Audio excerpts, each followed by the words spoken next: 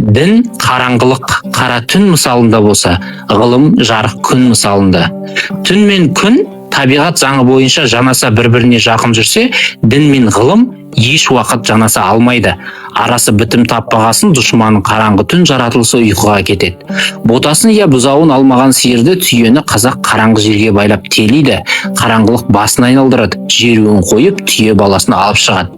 Қай уақытта болса да дін шығарған пайғамбарлар жарық дүниеден қашып, таудың қуысына барып қалтырап қараңғы жерде Құдаймен сөйлеседі. Басы жын шақырғанда екі көзін тас жұмып алады. Міне осы сияқты дін жұмыстары қараңғылыққа бойыра береді.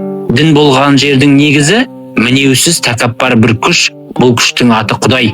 Құдайдың қай діндегі болса да тәржіма халін алсақ, ақылға сыймайтын ақымақтық. Кей діндерде Құдай үлкен шаңырақ мүйіз өгіз суретінде, кей діндерде арыстан суретінде, кей діндерде сәукеле қара сақалды адам суретінде болған.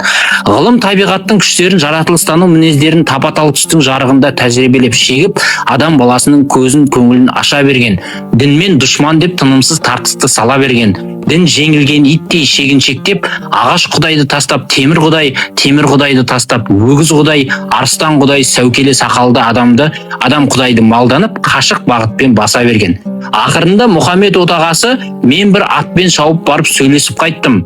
Құдай басқа діндердің бәрінде мансұқ жасады. Ақырғы дін ислам діні. Бұдан бұлай Құдайды бұлай тану керек. Жалғыз күшті, жаны жоқ, тірі, орны жоқ, өлшеуі жоқ, заты жоқ. Бірақ 8 жұмағы, қора-қора хорлары, 7 тамығы, патшалардың бас алғыш жендеттері сияқты азап періштелері бар. Министр, шенеунік, атарман, шабармандары бар. Көр ғазабы, сарай көпірі, тергеп тексеруі бар деп, ескі шабаталардың біреуінің өкшесін, біреуінің ұлтанын, біреуінің сіресін алып құрап, шабата тіккен кедей еткішідей дін шығарады. Шабата өзексіз өлі дүние. Қанша майлап сылағанмен күн санап кеми береді. Күні қайтып тарылып, аяқ өскен сайын тынышсыздандыра береді. Надан ел қойдай маңырап жаңа дінге ду қоя берсе де, уақыт өткен сайын өмір аса жай, шабан болса да ілгері басады, өседі. Дін кебеді, қурайды, астының мысы шығады, аяқ қапсыз шабатадай болады. Сөйтіп дін ғылыммен қайшыласып, әр уақытта әр жерде адам баласының басын айналдырып, бағына кедергі болған нәрсе. Дін адам баласына, адам қоғамдарына, хатта жеке адамның аяқ қолына тұсау, басына томаға, көзіне шел болады. Қазақта сынықтан басқаның бәрі жұғады деген мақал бар. Бұл мақал көп тәжірибе шегумен көшпелі надан қазақ елінде аурудың жағатынын түсінгендігін көрсетеді. Бірақ мұнымен қатар тағдырдың жақсысы да жаманы да Құдайдан деген діннің сөзі бар. Дінге соқырнанған қазақ бас айналып, тәжірибе шегіп, көзі көріп отырған анықтығын тастап, молда айтқан таныққа еріп, қаны шығып тұрған неше түрлі жұқпалы ауруы бар адамдармен бірге жатып тұрып, бірге ас ішіп, ертеңіне өзі ауру болып шыға келеді. Бұл діннің пәлесінің ең кішкентайы. Не себептен дін тырмысып қалмайды? Дін қалмайтыны, дін әділетсіздіктің үлкен қаруы, байлар хүкіметі, жерлер, манаптар, ұзын жең молдалар тамақ асырау жолында дінді қару етеді. Құдайдан келген кітаптардың қайсысында болса ашып қалсаңыз, хакимге итағат, молдаға құрмет, қожаға бойұсыну деген сияқты уағыз насихат шыға келеді. Әділсіздік ғылымды да малданбақ болған. Бірақ байдың я молданың көңіліне қарап, ғылым 2 көбейту 2 4 деген заңын бұза алмайды. Қанша қошқар мүйіз сынса да, ғылым көріне жолдан шыға алмайды. Айқын өтірікті ғылым атынан Милюков та айта алмайды. Сондықтан әділшілдік дұшмандары бірте-бірте ғылымнан безіп, сұлу аттай сылап, жалғыз дінді малданып алған. Діннің тырмысып қалмайтын мәнісі осы.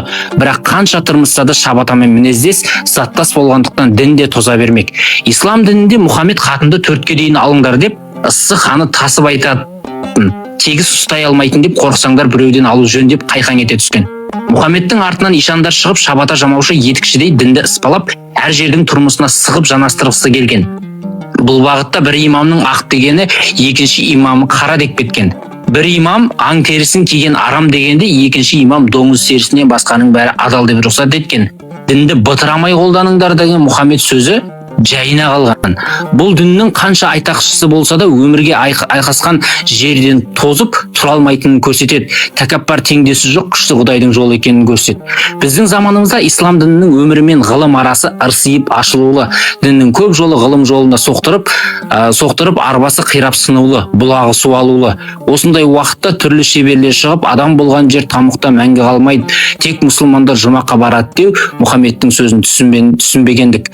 Әл-Рахман сөзі өзі Құдайдың рахметі аса көп деген сөз деп ескеріліп таралған аяқ қысатын етікті үстінен пышақпен тіліп кеңейтіп отыр. Бұл шабаташылар Мұса Белгеев қостарымен бұларға ерген қазақ молдаларын қазақтар асыл жәрит молдалар дейді. Бір шақта бұларды да ел дін бұзушы деп таныған. Бұл қате еді. Бұлар бұзаушылар емес еді, бұл дін жамаушылар еді. Бұл дін жамаушы шабаташылар етіктің үстін қанша тілсе де доңыз етін же деп дінді кеңете алған жоқ еді. Өткен жылы өмір тіршілік заңы айдап, мұсылмандар ашыққан уақытта доңыз етін жеп қойды дейді. Қай күні қай молда доңыз етін жеу дұрыс, Мұхаммед дұрыс емес деп Арабстан үшін айтқан екен деп алғаш қамшы ұстап шыға келер екен. Кешікпесе етікті кесесінен тағы бір тіліп кеңейткен болар. Бірақ бұдан қанша пайда шығар? Бостандық алып өз тағдырына қожа болған, аяқ қолын бұғаудан босатып, бастан томағасын тастап, қараңғы дүниеден жарыққа аяқ басқан, ғылымның айқын даңғыл жолына түсіп, 2 көбейту 2 4 деген сияқты даусыз хақиқаттарына қол артқан адал жүрек бейнетқор ел үстін тіліп кеңіткен етікті кимес, келген сиырдай басын айналдыратын қараңғылыққа енді бой ұрмас. Шабаташының жігері құм, еңбегі еш болар.